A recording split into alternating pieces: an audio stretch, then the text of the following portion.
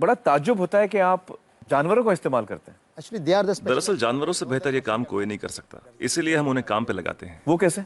देखिए, गाय के बारे में तो हम सब जानते हैं, गाय दूध देती है, पर 4-5 बछड़े पैदा करने के बाद जब गाय दूध देना बंद कर देती है तो लोग समझते हैं कि गाय बेकार हो गई है। इसी तरह लोग कचरे को भी बेकार समझते हैं, पर माइनस और माइनस के मिलने पर ही प्लस बनता है। To minus always plus. बस इन दोनों चीजों को साथ में जोड़ने की जरूरत है। And every 4 hours we collect in the bulk इसलिए हम सब्जी मार्केट से हर 4 घंटे में बचा हुआ माल उठाते हैं। fruit mandis. So there's कुदरत ने हर चीज के लिए वक्त दिया है, अगर उस वक्त के अंदर आप सही इस्तेमाल कर ले तो वो चीज बेकार नहीं रहती, उसमें से कुछ काम की चीज निकलती है। resource. So the dry इसलिए हम अपने प्रोजेक्ट में गाय को अपॉइंट करते हैं, हर 35 किलो छिलकों के लिए एक गाय। उनका काम है इन सब्जियों के ताजे छिलकों को खाना, गोबर देना और फिर शेड में आराम करना, रिटायर्ड जिंदगी जीना।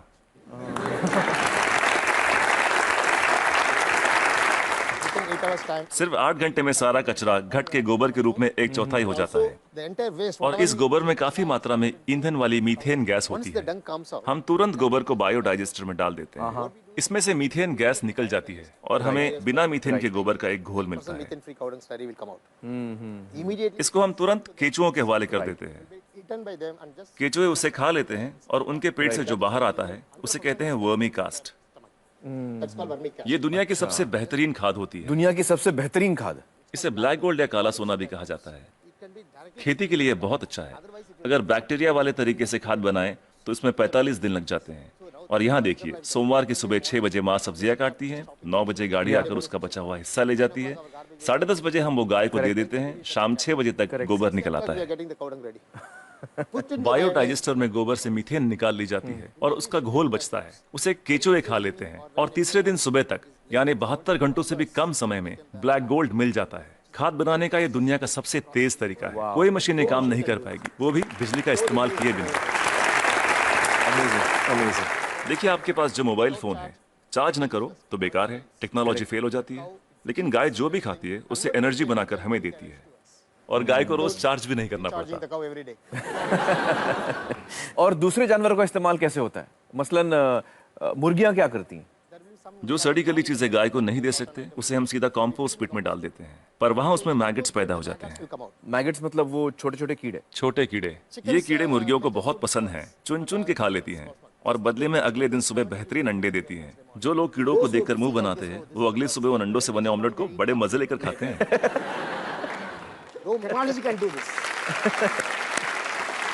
कोई टेक्नोलॉजी, कोई मशीन ये नहीं कर पाएगी। No machine in the world. दुनिया में ऐसी कोई मशीन नहीं बनी जो कीड़े खाए और अंडे दे।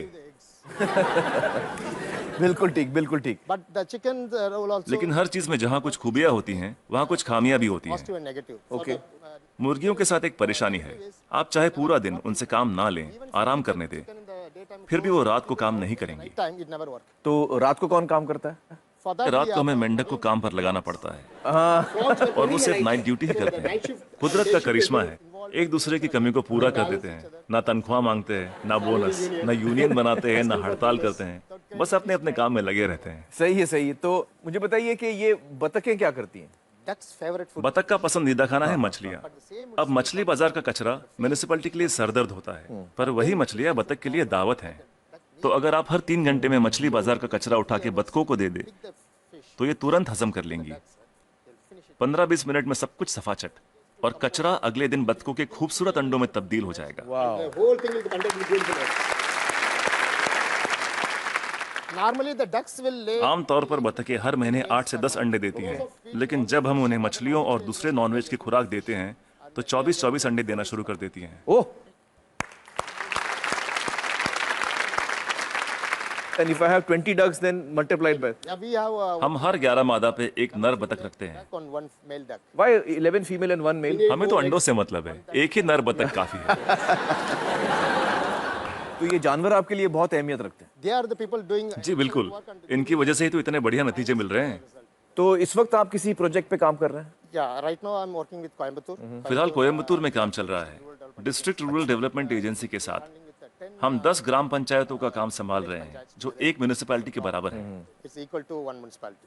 एक गांव में तो मैं समझ सकता हूं कि ये हो सकता है, क्योंकि वहां पर छोटे पैमाने पे करना है। लेकिन अगर बड़े पैमाने पे करना है, जैसे किसी शहर में करना है, आपका जो तरीका ये मुमकिन है? बड़ी म्यूनिसिपैलिटियों की दिक्कत यह है कि शहरों में जगह कम होती है, पर हमें कचरे को 100 किलोमीटर दूर ले जाने की जरूरत नहीं। ये काम हर वार्ड में होना चाहिए। इसलिए डिसेंट्रलाइज मेथड अपनाना बहुत जरूरी है। छोटे छोटे स्तर पर करना चाहिए। Decentralise method. लोग हजारों टन कचरे से एक साथ निपटना चाहते हैं, पर ये सोच ही गलत है। अगर मैं आपको एक बड़ा कटहल दूं, तो आप उसे एक साथ एक बार में खा सकते हैं, लेकिन अगर उसके छोटे छोटे टुकड़े कर दें, तब खाना आसान हो जाएगा। इसलिए हर 2 किलोमीटर के रेडियस पे SLRM सेंटर होने चाहिए। SLRM सेंटर क्या होता है? Solid and liquid resource management centre. तो हर 2 किलोमीटर पे ये सेंटर होना चाहिए। जी, डिसेंट्रलाइजेशन एक कामयाब तरीका है। साथ ही कचरे को अलग अलग इकट्ठा करना भी बेहद जरूरी है। मिसाल के तौर पर सलून में से सिर्फ 6 तरीके का कचरा निकलता है।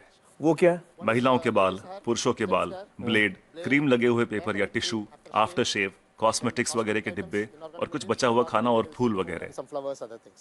So we don't. हम नहीं चाहते कि ये चीजें बाकी का कचरा ले जा रहे ट्रक में मिलाई जाए। So one way इसके लिए अलग गाड़ी होनी चाहिए। saloon. जैसे मुंबई में करीब 2000 सलून्स होंगे। 2000 saloons. एक गाड़ी सब जगह घूम के ले लेगी। हर इलाके के लिए एक छोटी गाड़ी। हाँ, अलग अलग एरिया के लिए अलग अलग गाड़ियां होंगी। हाँ। जी, सिर्फ सलून के लिए। दिन खत्म होने से पहले सब बिक जाएगा। आज की तारीख में दुनिया का सबसे कीमती कचरा है महिलाओं के बाल। 2500 रुपए प्रति किलो। वाह वाह। तो दिन भर का जो कचरा है, दिन खत्म होते होते वो इस्तेमाल भी हो जाएगा। अलग अलग इकट्ठा करें तो राज ये है, तरकीब ये है कि शुरुआत से ही मिक्स मत करो। जी, अलग अलग इकट्ठा करो और अलग अलग ही लेकर जाओ। तो आपके पास इसका पूरा प्लान है, मास्टर प्लान है? बिल्कुल है। वाह वाह। That's तो मुझे बताइए कि ये जो आपका मॉडल है, इसमें खर्चा कितना आता है? See, this is totally self-sustainable. देखिए, ये मॉडल अपना खर्च खुद निकाल लेता है। Experience, I'm telling you. मैं अपने तजुर्बे से कह सकता हूँ कि आपके घर के हर रोज के कचरे से 3 रुपए वसूले जा सकते हैं। Garbage. मतलब आप अगर मेरा कचरा लेंगे तो आप मुझे 3 रुपए देंगे? उसे 3 रुपयों में बदल सकता हूँ 3 रुपए में तब्दील कर देंगे, बदल देंगे। और कचरा उठाने का कोई भी चार्ज लिए बिना।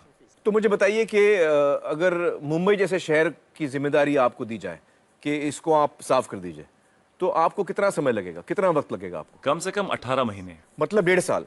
तो मतलब 1.5 साल में आप मुंबई की काया पलट कर सकते हैं। Yes. जी, बिल्कुल कर सकते हैं। बहुत बहुत शुक्रिया श्रीनिवासन जी, बहुत ही कमाल के सुझाव आपने दिए हैं। बहुत बहुत शुक्रिया, थैंक यू सो मच। दोस्तों, प्लास्टिक आजकल की जिंदगी का एक बहुत बड़ा मुद्दा है। प्लास्टिक एक ऐसी चीज है जो मनुष्य ने बनाई तो है, लेकिन उसका खात्मा नहीं हो सकता, जो धरती में जज्ब नहीं हो सकती, जिसको हम अंग्रेजी में कहते हैं नॉन बायोडिग्रेडेबल। और शायद ये हम सबके सामने बहुत बड़ी समस्या है कि आखिर प्लास्टिक का क्या किया जाए। एक इंसान है जिसके पास इसका जवाब है। मदुरई के त्यागराजर कॉलेज ऑफ इंजीनियरिंग के प्रोफेसर वासुदेवन ने कचरे में प्लास्टिक की समस्या से निपटने का एक बेहतरीन उपाय खोज निकाला है। उन्होंने एक ऐसी प्रक्रिया इजाद की है जिससे प्लास्टिक का इस्तेमाल सड़क बनाने के काम में हो सकता है। इस पद्धति से बनाई गई सड़कों की उम्र आम तरीके से बनाई गई सड़कों से कहीं अधिक होती है। प्लास्टिक के इस्तेमाल से पत्थर और तारकोल का जोड़ मजबूत हो जाता है और बारिश के मौसम में भी पानी की वजह से सड़कों पर गड्ढे पैदा नहीं होते। पिछले 10 साल से ना ही सड़क में दरारें पड़ी हैं, ना ही गड्ढे। मतलब 10 साल तक मेंटेनेंस का खर्चा नहीं। देश का कितना पैसा बचेगा? कई विदेशी कंपनियों की लाखों डॉलर की पेशकश ठुकराकर प्रोफेसर वासुदेवन ने इसका कॉपीराइट अपने कॉलेज के नाम लिखवा दिया है। ये तकनीक देश के लिए है और वो भी बिल्कुल मुफ्त। इसका पेटेंट हमारे कॉलेज के नाम पे है और टेक्नोलॉजी देश के नाम। यदि देश भर की कोई भी म्युनिसिपैलिटी इस तकनीक का इस्तेमाल करके सड़क बनाना चाहती है तो वो इसे मुफ्त में पा सकती है। प्लास्टिक को रोड पर मत डालिए, बल्कि प्लास्टिक डालकर रोड बनाइए।